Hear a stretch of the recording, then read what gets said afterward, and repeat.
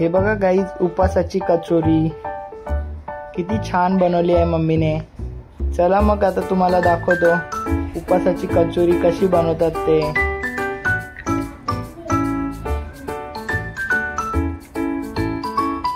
नमस्कार, मम्मीच्या रेसिपी मध्ये तुमचं स्वागत आहे। श्रावण महिन्याला सुरुवात झालेली आहे। पहिलीच रेसिपी आपली उपासाची कचोरी बनवून दाखवणार आहे। चला मग उपासाची कचोरी बनवायला लागणारे साहित्य, ही 2 बटाटे मी उकडून घेतलेले आहेत आणि सालं काढून घेतलेली आहेत। हा अर्धा नारळ घेतलाय, अर्धा मी ठेवून दिलेला आहे। साबुदाणा तांदूळ 1 वाटी घेतलेली आहे। ड्रायफ्रूट घेतलेले आहे छोटी वाटी, काजू आणि बदाम कापून घेतलेले आहेत। साखर घेतली आहे छोटी वाटी, एलाची पावडर घेतली आहे छोटा चमचा, छोटी वाटी तीळ घेतले आहेत आणि 1 हिरवी मिरची कापून घेतली आहे, मीठ आणि तेल। चला मग रेसिपीला सुरुवात करू।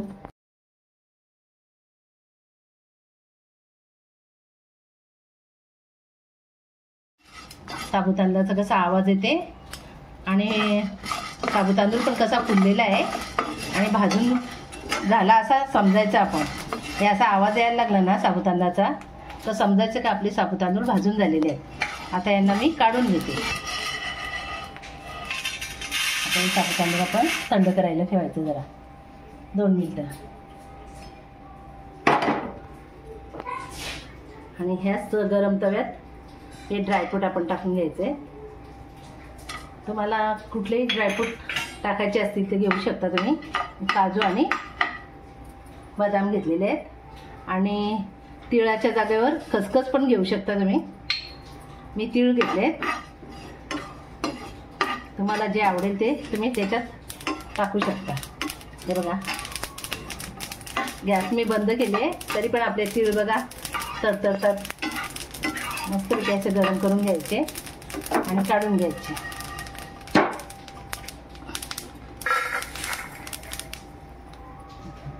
ड्रायफ्रूट पण आपले गरम झालेले आहेत मस्तपैकी भाजून, थंड झालेले आहेत। आता यांना आपण मिक्सरच्या भांड्यात टाकून एकदम बारीक पीठ करून घ्यायचं आहे।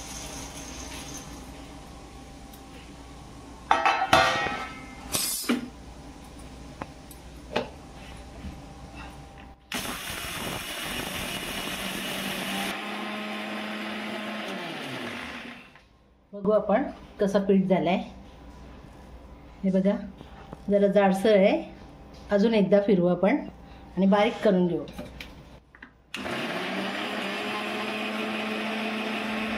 चला आता आपण पीठ काढून घेऊ।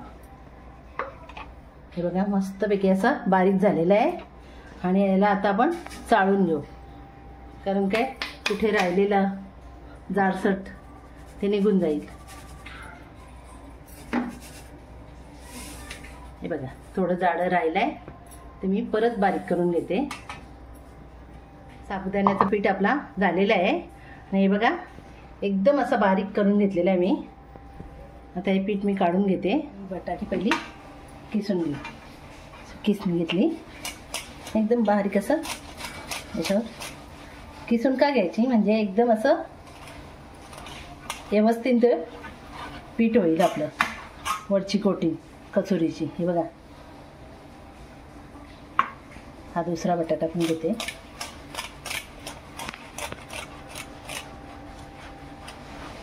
बटाटे किसून झालेले आहे, त्याच्यात आपण आता साबुदाण्याचं पीठ केलंय ना ते टाकून घेऊ। बघा, फक्त मी 3 चमचे टाकले, थोडं चवीपुरतं मीठ टाकायचं आहे आणि हे मिक्स करून घ्यायचं आहे आपल्याला। आणि ते साबुदाण्याचं पीठ जास्त नाही टाकायचं, जसं आपल्याला लागेल ना तसंच टाकायचं आहे। जास्त तुम्ही टाकाल तर ते पीठ आपलं हे कडक होऊन जाईल। साधे आणि सोप्या पद्धतीच्या हा उपासाच्या कचोऱ्या आहेत।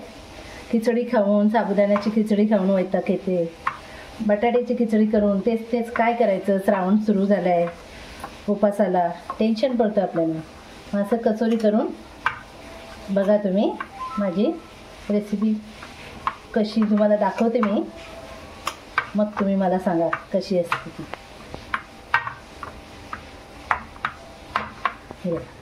हे 3 चमचे हा मी साबुदाण्याचं पीठ घेतलेलं आहे. तर हे बघा असं झालं आहे.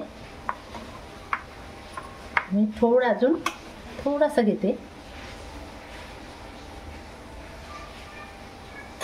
अर्धा चमचा घेतला आहे फक्त. परत मी व्यवस्थित त्याला मळून घेते. थोडंसं आपल्या हाताला तेल घेऊन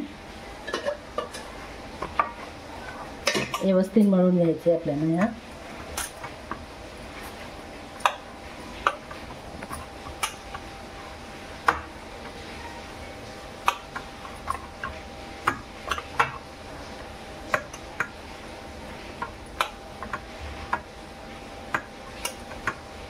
ह्या मस्तपैकी असा गोळा झाला आहे त्याचा. हे बघा बटाटा आणि साबुदाण्याचे असे मी गोळे करून घेतले आहेत.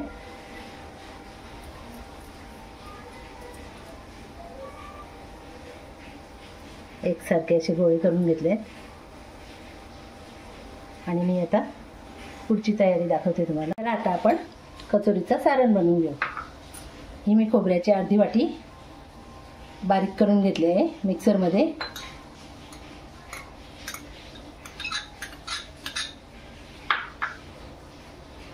हे ड्रायफ्रूट,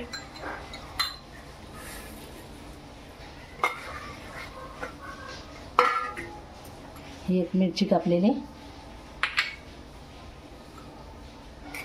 एलाची पावडर आणि ही साखर घेतली आहे.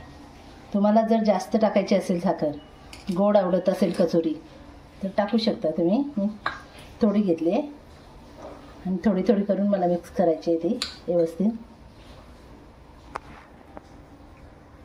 ही पण टाकते मी. व्यवस्थित सगळं मिक्स करून घेते. याचे आता आपण गोळे बनवून घेऊ असे, जसे आपण लाडू वळतात असे एक एक असा छोटा गोळा करून घेऊ.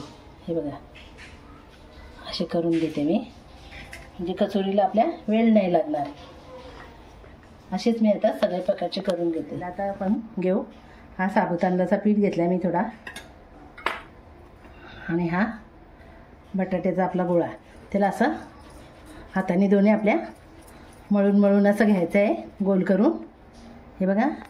आणि जास्त वेळ हा पीठ ठेवायचं नाही. जसा तुम्ही जास्त वेळ ठेवाल, ह्याच्यात साबुदाण्याचं पीठ टाकलेलं आहे आणि बटाटा जास्त वेळ ठेवलं का ते कडक होत जाईल.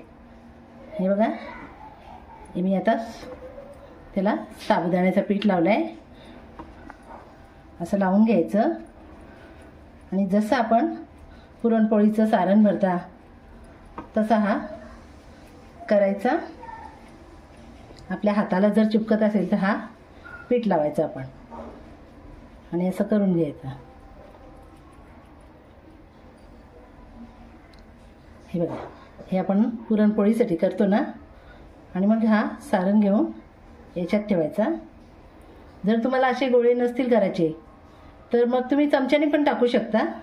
मी असे गोळे करून घेतले आणि हे आता असं दाबून घ्यायचं चाऱ्या बाजूने. जसं आपण सारण बंद करतो पुरणपोळीचं तसंच हा बंद करायचं आहे. आणि आता दाबून घेऊन दोन्ही हाताने हलक्या हाताने गोल आकाराचा याला करून घ्यायचं आहे. आपल्याला थोडं आपल्याला साबुदाण्याचं पीठ लावून घ्यायचं आहे. असं गोलसर करायचं. जर असे कुठे असं निघालं सारण आपलं कचोरीचं तर दाबून घ्यायचं आहे हलक्या हाताने आणि असं गोल गोल करून घ्यायचे. हे बघा हे अशाच प्रकारचे मी सगळ्या भरून घेते आणि मग तुम्हाला दाखवते. बघा तेल गरम करायला ठेवलं आहे आणि तेल गरम झालेलं आहे. तर अशाच प्रकारचे आपण आता तेलात टाकून घेऊ.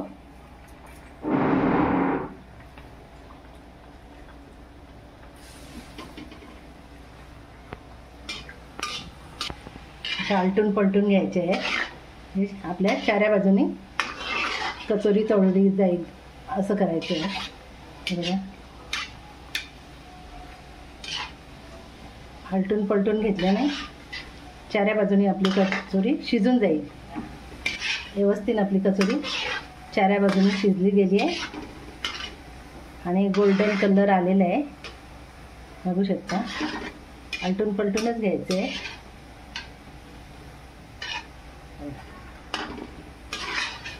गोल्डन कलर झाला म्हणजे आपली कचोरी शिजलेली आहे. आता आपण कचोरीला काढून घेऊ.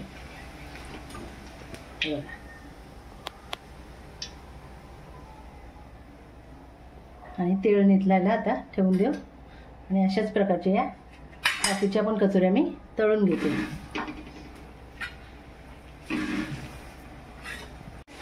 हे बघा आपल्या कचोऱ्या तळून झालेल्या आहेत. आता मी काढून घेते. हे बघा उपासाची आपली कचोरी झालेली आहे. माझ्यासारखी तुम्ही करून बघा आणि कशी झाली आहे ती कमेंटमध्ये मला सांगा.